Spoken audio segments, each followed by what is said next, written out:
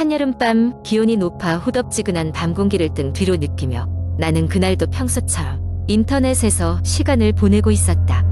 밤이 깊어갈수록 달빛은 더욱 창백해졌고 그 불완전한 환한빛 아래 자판을 두드리는 내 손길은 무심코 이어져만 갔다.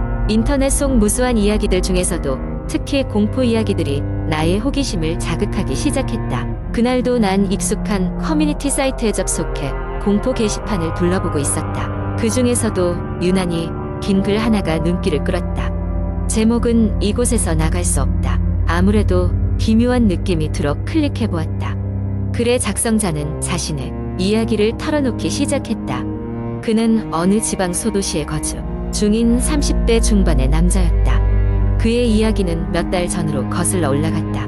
별 다른 취미가 없던 그는 귀촌을 생각하게 되었고 도심의 번잡함을 피하기 위해 조용한 시골 마을로 이사하게 되었다. 그가 선택한 마을은 지도에서조차 찾기 힘든 작은 곳이었다. 인터넷에서도 이곳에 대한 정보는 거의 없었지만 그나름의 신비로움이 그를 더욱 매료시켰다. 그렇게 그는 오래된 엇간을 개조한 집을 구했고 이삿짐을 모두 정리한 홀로 고요한 밤을 만끽하며 첫날을 보냈다. 처음 몇 주 동안은 그저 그림같이 평화로운 생활이었다. 새벽마다 들려오는 새들의 지저낌, 시원한 바람에 실려오는 꽃내음, 모든 게 완벽했다. 하지만 어느 날 밤부터 그는 조금씩 이상한 일을 경험하기 시작했다. 자정 즈음, 그는 잠에서 깨어났다. 심장이 요동치며 불안감이 스며들기 시작한 것이었다. 그는 방을 나서 집 안을 돌아다니기 시작했다. 휘황찬란한 달빛이 창문을 통해 집 안으로 들어왔고 그 빛에 비춰진 그림자들은 마치 살아있는 생명체처럼 움직이는 것만 같았다. 거실로 나오자 창밖에서 있는 한 여자가 보였다. 그녀는 창백한 얼굴에 긴 머리카락을 늘어뜨리고 있었다. 그녀는 아무런 표정도 없이 그를 바라보고 있었는데 그 눈빛은 도무지 이 세상의 것이 아니었다. 그는 순간 얼어붙어 버리고 말았다. 숨도 쉴 수 없고 소리도 지를 수 없었다. 그렇게 몇 분이 지났을까? 그녀는 서서히 뒤로 물러났고 어둠 속으로 사라져갔다. 다음 날 아침 그는 자신이 느낀 공포를 단순한 꿈이라고 치부했다. 하지만 그런 일이 반복되면서 그는 더 이상 무시할 수 없게 되었다. 매일 밤 같은 시간에 깨어나면 같은 여자가 창문 밖에서 그를 지켜보고 있었다. 이제는 그녀가 언제 나타날지 예측할 수 있을 정도였다. 그는 마을 사람들에게 이 이야기를 꺼내보았다. 하지만 그들은 마치 그의 말을 들으려 하지 않는 듯 회피했다. 어떤 이들은 그 여자를 언급하는 매우 불편해하는 눈치였다. 그러던 중 마을의 한 노인이 그에게 다가와 조용히 입을 열었다. 그 여자는 이 마을에 지키는 자란다. 아주 오래전 이 마을을 저주받게 한 사건이 있었지. 그녀는 그 사건의 희생자인데 마을을 떠도는 저주를 풀기 위해 그녀의 영혼이 마을을 돌고 있다네. 그 노인은 덧붙여 말했다. 그녀는 해소되지 않은 원망이 있다네. 그걸 풀어주지 않으면 이 마을에 온 사람 중 누구도 떠날 수 없게 돼. 작성자는 공포와 무력감에 사로잡혔다. 하지만 노인의 이야기 속에서 단서를 찾기로 결심했다. 그는 저주의 진실을 밝히기 위해 자신이 할 수 있는 모든 것을 시도했다. 마을의 오래된 역사서를 뒤지기도 했고 낡은 집들을 찾아다니며 단서를 모으기도 했다. 그러던 중 그는 마을의 중심에서 오래된 의식을 치르던 구석진 곳을 발견했다. 그곳은 마을 사람들에게 잊힌 채 방치되어 있었지만 여전히 그들의 기억 속에 남아있는 것처럼 보였다. 그곳을 조사하던 중 그는 낡아작은 책 한 권을 발견했다. 책 속에는 저주를 푸는 방법이 적혀 있었다. 의식을 치르기 위해서는 지키는 자의 영혼을 불러내고 그녀의 한을 풀어줄 방법을 찾아야 한다고 적혀 있었다. 그는 이 책을 통해 알아낸 의식을 준비하기 시작했다. 그리고 마지막으로 마을 사람들의 도움을 받아 모인 자리에서 그는 의식을 진행했다. 마침내 그 밤 지키는 자가 다시 나타나자 그는 침착하게 의식을 진행했다. 그녀의 이야기를 묻고 그녀가 미처 이루지 못한 소망을 들어주기 위해 애썼다. 긴 밤이 지나고 그녀는 미소를 지으면서 사라졌다. 마을은 다시 고요해졌고 그는 더 이상 밤마다 깨어날 일이 없게 되었다. 그 후 그는 그 마을을 떠나 돌아오지 않았다. 하지만 그가 남긴 글 끝에는 이렇게 적혀 있었다. 그녀는 이제 저주에서 벗어났지만 여전히 이곳에는 어떤 비밀이 숨겨져 있는 것만 같다. 여러분이 직접 이곳을 찾지 않기를 바란다. 나는 그 이야기를 읽고 밤새 떨리는 손으로 글을 마무리했다. 창밖을 확인했을 때 마치 누군가가 지켜보고 있는 느낌이 들었지만 곧 무시하기로 했다. 나 역시 그 작은 마을을 찾아가 보고 싶다는 충동을 억누르며 그저 이 이야기를 마음 깊이 심어듣기로 했다. 두 번째 이야기. 한국의 어느 조용한 시골 마을에 철수라는 대학생이 있었다. 철수는 서울에서 대학을 다니다가 방학 동안 부모님이 계신 시골집으로 돌아왔다. 마을은 평소처럼 평화롭고 조용했지만 철수는 밤에 계속 이상한 소리를 들었다. 마치 누군가 집 주변을 배회하는 소리였다. 철수는 처음에는 동물인가 생각했다. 고양이나 멧돼지 같은 야생 동물이 시골에서는 자주 나타나기도 하니까. 그러나 소리의 빈도와 강도가 점점 증가했다. 한밤중에 그는 쿵쿵 발소리가 집 주변을 돌고 있는 것을 들었다. 철수는 안에서 불을 켜고 창문 밖을 내다보았지만 아무것도 보이지 않았다. 부모님께 이야기했지만 부모님은 그저 웃으며 바람 소리겠지, 신경 쓰지 말아라고 하셨다. 하지만 철수는 그날 밤 더 이상적인 꿈을 꾸게 되었다. 꿈 속에서 그는 누군가 그의 침대 끝에 서 있는 것을 보았다. 그 사람은 얼굴이 보이지 않지만 매우 차가운 기운을 풍기고 있었다. 철수는 꿈속에서 움직일 수 없었고 그 사람은 천천히 철수에게 다가왔다. 철수는 심장이 빠르게 뛰며 온몸이 얼어붙는 느낌을 받았다. 깨어났을 때 그는 이마에서 흐르는 식은땀을 닦아야 했다. 다음 날 아침 철수는 자신이 무언가 잘못된 것을 느꼈음을 깨달았다. 그는 마을 할머니에게 찾아가 꿈 이야기를 했다. 할머니는 철수의 이야기를 들으며 심각한 표정을 지었다. 그리고 할머니는 말했다. 내가 본 건 이 마을의 전설이야. 아주 오래전에 이 마을에 한 여자아이가 실종되었어. 사람들은 그녀가 숲속 어딘가에 묻혔다고 전해지지. 그녀의 원혼이 아직도 마을 주변을 떠돌고 있다고 해. 이야기를 들은 철수는 이상 집에 머무르기가 두려웠다. 그는 서울로 돌아가기로 결심했다. 그러나 여행 가기 전날 밤 그는 또다시 그 꿈을 꿨다. 이번에는 그 여자의 얼굴이 더 선명하게 보였고 그녀는 철수에게 손을 뻗었다. 철수는 공포에 질려 잠에서 깼고 눈을 뜨자마자 바깥에서 다시 그 봉은 소리가 들렸다. 창문을 통해 확실히 사람이 서 있는 것이 보였다. 그 사람은 그 꿈에서 본 여자와 똑같은 모습이었다. 철수는 더 이상 참을 수 없었다. 그는 부모님께 상황을 설명하고 부모님은 그 이야기를 진지하게 듣고 나서 그에게 친구네 집에서 지내보라고 하셨다.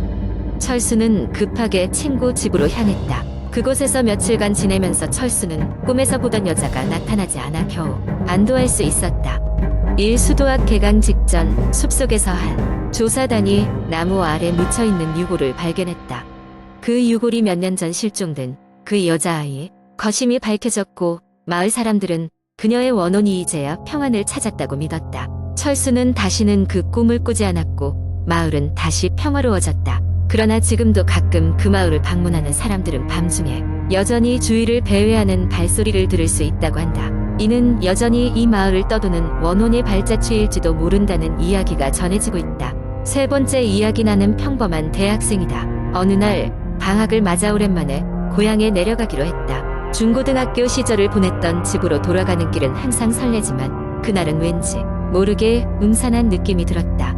늦은 밤 집에 도착했을 때 부모님은 마을로 여행을 떠나신 상태였고 집에는 나 혼자뿐이었다. 오랜만에 혼자 시간을 보내는 것을 즐기며 밀린 숙제를 하던 중 전화벨이 울렸다.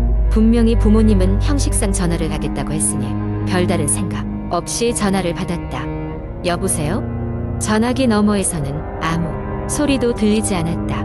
몇 초 동안 조용한 상태가 계속되다가 그때 갑자기 낮은 목소리가 들렸다. 너희 집 앞에 있어.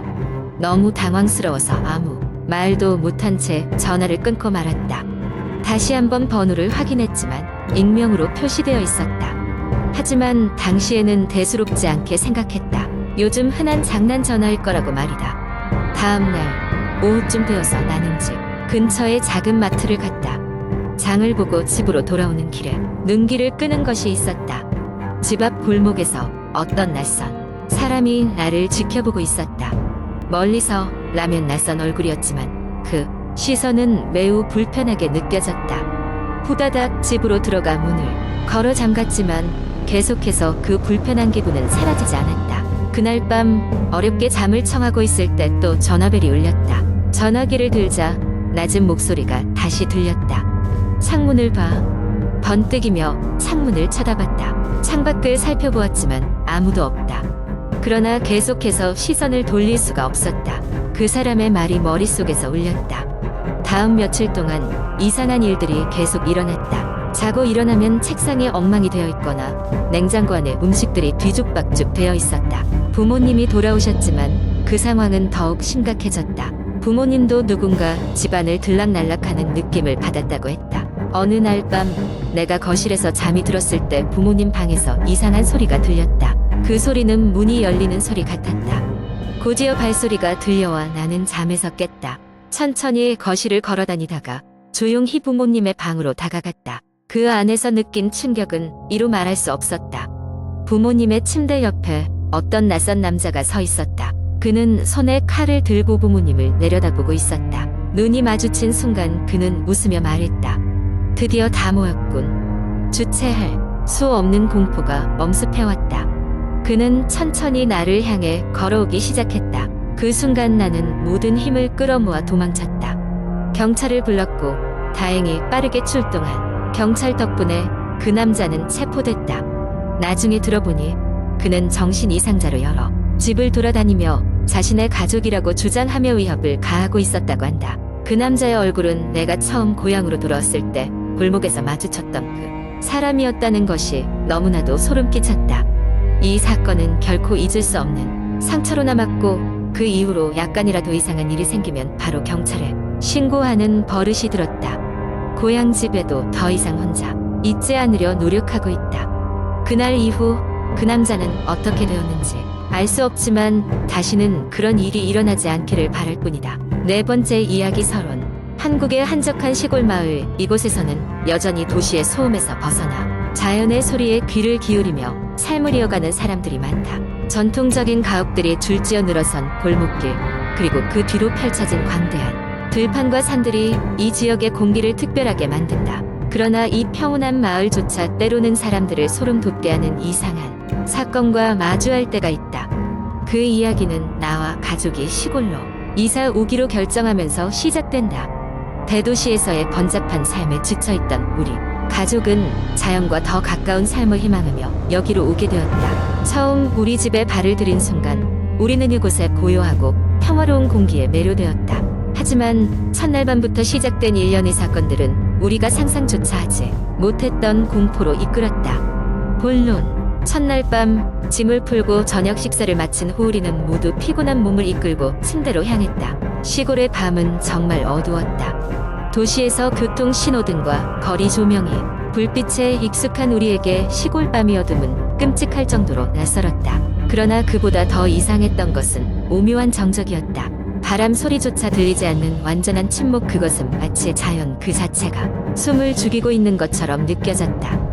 그 첫 번째 소리는 자정이 가까워졌을 때 들려왔다. 멀리서부터 스며오는 약한 바람 소리에 묻혀 들리는 둔탁한 발소리. 처음엔 누군가 지나가는 것이라고 생각했지만 그 소리는 점차 우리 집을 향해 가까워졌다. 깊은 잠에서 깨어나 귀를 기울이던 나는 그 발소리가 점점 더 뚜렷하게 들리는 것을 느꼈다. 나무 바닥을 강하게 밟는 소리, 마치 누군가가 고의로 내는 듯한 소리. 급히 일어나 거실로 나가보니 가족들은 모두 깊은 잠에 빠져 있었다. 나는 정체를 확인하고자 창문을 통해 밖을 내다봤다. 그러나 예상과 다르게 외부는 침묵과 함께 고요한 어둠만이 가득했다. 그 순간 소리가 멈췄다. 마치 누군가가 내가 눈치챘다는 것을 인지한 것처럼 다음날 아침 나는 가족들에게 밤의 이상한 소리에 대해 이야기했지만 모두가 피곤 때문에 예민해진 나의 착각이라고 치부했다. 그러나 두 번째 밤 같은 소리가 다시 들려왔다. 이번에는 더욱 가까이, 더욱 세밀하게, 발걸음 사이마다 간격이 명확하게 느껴질 정도였다. 나는 두려움에 떨리면서도 이 소리가 단순한 한청이 아니라는 확신을 가지게 되었다. 이튿날 마을의 오래된 주민에게 이 이야기를 꺼냈을 때 그의 얼굴이 급락했다. 그 주민은 곧 우리에게 오래된 전설 하나를 들려주었다. 이 마을엔 수십 년 전 예고 없이 사라진 한 남자가 있었다고 했다. 그는 자정마다 자신이 사라진 그 이유를 알리기 위해 돌아온다면서 이 이야기를 듣고 나서 밤의 발소리는 더욱 공포스럽게 다가왔다. 그날 밤 나는 무언가 결정을 해야 했다. 그러나 공포에 밀려 몸이 굳은 채로 침대에 누워있을 뿐이었다. 발소리는 가까워지더니 이번엔 집 안으로 들어오는 것 같았다. 현관에 삐걱이는 소리가 들리더니 마루 위를 걸어오는 발소리, 침실 문 앞으로 다가오는 소리. 나는 의식하지 못한 채 숨을 멈추었다. 길게 이어지는 침묵 후 문 너머로 들려온 것은 아주 미세한 한숨 소리였다. 그것은 분명히 사람의 것이었다. 나는 그 소리가 어쩌면 그 남자의 마지막 SOS일지 모른다는 생각이 들었다. 마음을 다잡고 문을 열려고 했으나 손은 떨리고 있었다. 결국 문을 열지 못한 채 밤을 보냈고 그 이후로 소리는 더 이상 들리지 않았다. 결론 날이 밝자 우리 가족은 다시 평온한 시골의 일상으로 돌아갔다. 그러나 밤마다든 비로 느껴지는 그 차가운 시선은 쉽게 지워지지 않았다. 시간이 흘러도 나는 그 발소리와 정체불명의 존재를 기억하고 있었다. 그가 진정으로 무엇을 원했는지, 우리 집 문 앞에 서서 무슨 이야기를 하고 싶었는지 여전히 궁금하다. 그러나 한 가지는 확실했다.